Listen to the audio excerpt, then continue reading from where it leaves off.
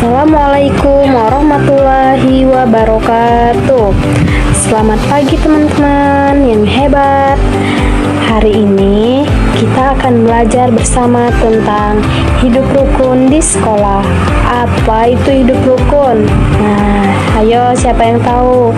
Hidup rukun adalah hidup bersama dengan damai, saling menyayangi, dan tidak bertengkar satu sama lain. Di sekolah kita bertemu banyak teman, ada teman yang suka menggambar, ada yang suka bermain bola, ada yang pendiam, ada juga yang cerewet. Walaupun kita berbeda, kita harus tetap hidup rukun. Kenapa kita harus hidup rukun? Karena kalau kita hidup rukun, kita akan merasa senang di sekolah. Belajar jadi lebih mudah, bermain jadi lebih seru, dan kita punya banyak teman. Tidak ada yang merasa sedih, tidak ada yang merasa dibully, dan tidak ada yang sendirian. Contohnya, kalau ada teman yang lupa membawa pensil, kita bisa meminjamkannya. Kalau ada teman yang terjatuh, kita bisa bantu menolong. Kalau ada teman yang sedang sedih, kita hibur dia. Nah, itu semua adalah contoh hidup rukun. Tapi hidup rukun bukan hanya soal membantu. Kita juga menjaga ucapan, jangan berkata kasar, jangan mengejek teman, dan jangan membuat teman menangis. Kata-kata kita harus lembut dan menyenangkan. Kita juga harus bekerja sama. Saat pikir kelas, kita harus kompak, tidak boleh menyuruh-nyuruh saja. Saat bermain, kita harus bergiliran dan adil. Saat belajar kelompok, kita harus mendengarkan pendapat teman. Teman-teman, hidup rukun itu sangat penting. Allah suka orang yang hidup damai, saling menyayangi. Nabi Muhammad juga mengajarkan kita untuk saling mencintai dan menjaga pertemanan. Jadi, mulai hari ini, yuk kita jaga kerukunan sekolah. Kita bantu teman, kita jaga ucapan, kita bermain bersama, kita jadikan sekolah tempat yang menyenangkan untuk semua. Anak-anak bekerja sama, seperti contohnya kita bisa bekerja sama saat membersihkan kelas dengan gotong royong. Pekerjaan jadi cepat dan selesai, terasa ringan.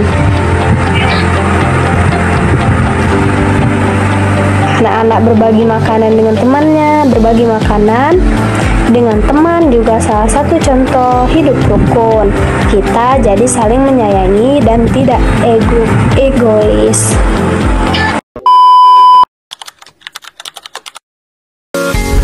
Materi selanjutnya, sikap gotong royong dan kerjasama.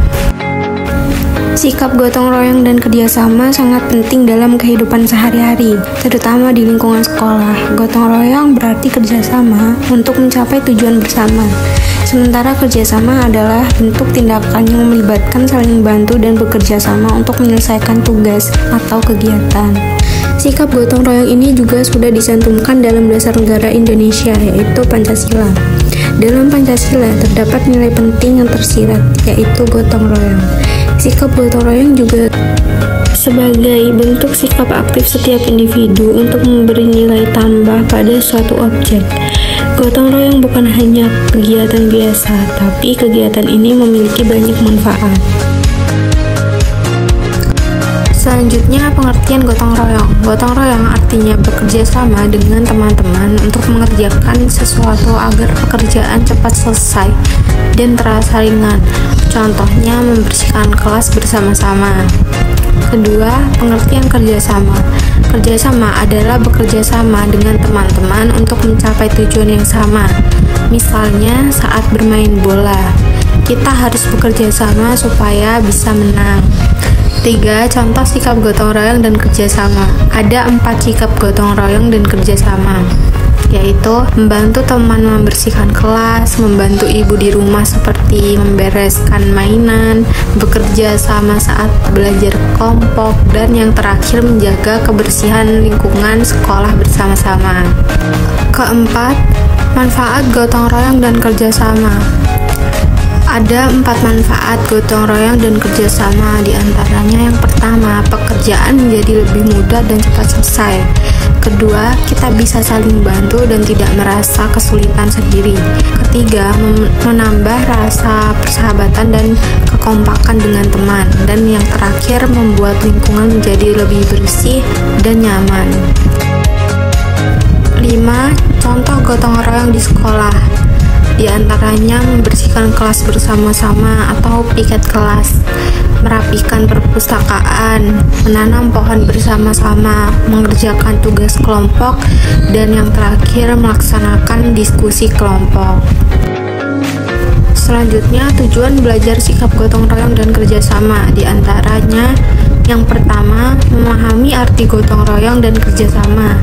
Yang kedua, menjelaskan contoh-contoh gotong royong dan kerjasama di lingkungan sekolah dan masyarakat.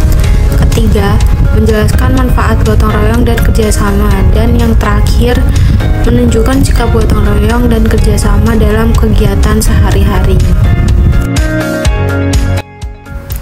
Jadi, gotong royong dan kerjasama adalah sikap saling membantu yang sangat penting dalam kehidupan sehari-hari. Dengan gotong royong, kita bekerja bersama-sama untuk menyelesaikan suatu pekerjaan, seperti membersihkan halaman sekolah atau membantu tetangga yang sedang kesulitan. Sikap ini membuat pekerjaan menjadi lebih ringan dan cepat selesai. Selain itu, kerja sama juga mengajarkan kita untuk saling menghargai dan peduli terhadap orang lain. Halo semuanya, di sini saya akan membahas tentang hak dan kewajiban sebagai warga negara. Sebagai warga negara Indonesia, kita memiliki hak dan kewajiban yang harus dipahami dan dilaksanakan. Apa itu hak? Hak adalah sesuatu yang kita miliki dan berhak untuk didapatkan, seperti hak untuk hidup, hak untuk mendapatkan pendidikan, dan hak untuk memeluk agama yang diyakini. Kita juga memiliki hak untuk menggunakan fasilitas umum seperti jalan, taman, dan fasilitas kesehatan. Sementara itu, kewajiban adalah sesuatu yang harus kita lakukan sebagai warga negara yang baik. Kita wajib menaati peraturan dan hukum yang berlaku, wajib membayar pajak tepat waktu, dan wajib menjaga fasilitas umum yang sudah diberikan. Kita juga wajib menghormati hak-hak orang lain dan menjaga persatuan dan kesatuan bangsa. Dengan memahami hak dan kewajiban sebagai warga negara, kita dapat menjadi warga negara yang baik dan bertanggung jawab. Kita akan mengetahui apa saja yang harus dilakukan dan apa saja yang harus didapatkan sebagai warga negara Indonesia. Oleh karena itu, penting bagi kita untuk memahami dan melaksanakan hak dan kewajiban sebagai warga negara dengan baik. Berikut adalah contoh hak sebagai warga negara. Yang pertama, yaitu ada hak untuk mendapatkan pendidikan.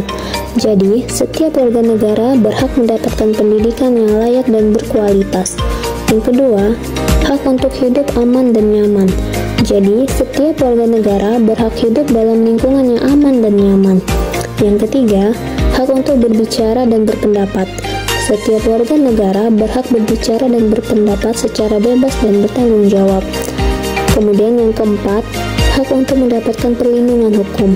Jadi, setiap warga negara berhak mendapatkan perlindungan hukum dan keadilan. Dan yang kelima, hak untuk beribadah. Setiap warga negara berhak beribadah sesuai dengan agamanya masing-masing. Dengan memahami hak-hak sebagai warga negara, siswa dapat mengembangkan kesadaran dan tanggung jawab sebagai warga negara yang baik. Kemudian selanjutnya, berikut ini adalah contoh kewajiban sebagai warga negara. Yang pertama yaitu kewajiban untuk menghormati hak orang lain.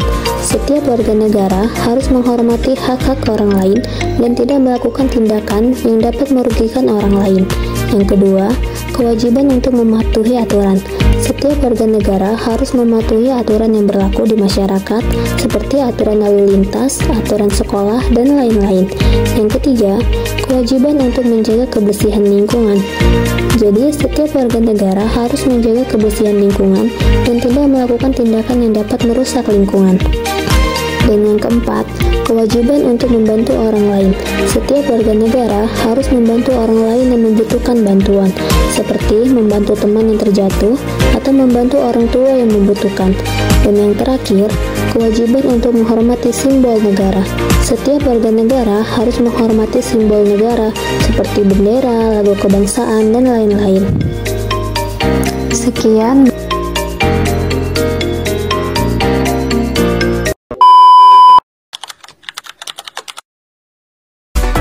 Baik, di sini saya akan menjelaskan mengenai Pancasila. Pancasila adalah dasar negara Indonesia yang terdiri dari 5 sila yang menjadi panduan dalam kehidupan berbangsa dan bernegara. Kali ini saya akan menjelaskan mengenai nilai-nilai dalam Pancasila, mencerminkan jati diri bangsa Indonesia dan menjadi landasan dalam pembentukan hukum, moral, dan etika sosial. Berikut penjelasan tentang nilai-nilai Pancasila, yaitu yang pertama, ada ketuhanan yang Maha Esa. Nilai terkandung atau nilai utamanya yaitu keimanan dan ketakwaan kepada Tuhan yang Maha Esa. Contohnya yaitu menghormati kebebasan beragama. Yang dijelaskan kebebasan beragama yaitu seperti biasanya dengan agama yang berbeda, kita harus menghormatinya. Lalu yang kedua, kemanusiaan yang adil dan beradab. Nilai yang terkandung yaitu nilai utama menjunjung tinggi martabat manusia. Contohnya yaitu mengakui dan menghargai hak asasi manusia. Yang kedua, bersikap adil, tidak diskriminatif, dan menghormati sesama. Contohnya tidak egois, saling menghormati antar satu sama lain walaupun pendapat itu. Yang ketiga yaitu persatuan Indonesia. Nilai utamanya yaitu nasionalisme dan cinta tanah air. Contohnya mengutamakan kepentingan nasional di atas kepentingan pribadi atau golongan, dan menjaga keutuhanan negara Kesatuan Republik Indonesia yang biasa disebut dengan NKRI. Lalu selanjutnya yaitu kerakyatan yang dipimpin oleh hikmat kebijaksanaan dalam permusyawaratan perwakilan. Nilainya yaitu demokrasi dan musyawarah. Contohnya mengutamakan musyawarah dalam pengambilan keputusan bersama, menghargai pendapat orang lain, menghindari pemaksaan kehendak, dan mengedepankan keputusan bersama yang adil dan bijak, seperti kerjasama yang baik. Lalu selanjutnya, keadilan sosial bagi seluruh rakyat Indonesia, yaitu sila kelima Pancasila. Nilai utamanya yaitu keadilan dalam berbagai aspek kehidupan. Contohnya menjamin kesejahteraan rakyat secara merata. Dan yang kedua, menghilangkan kesenjangan sosial. Kesenjangan sosial yang dimaksud yaitu saling tidak mengerti, tidak paham antara satu sama lain, dan sosial diskriminatif. Sekian, terima kasih yang dapat saya sampaikan.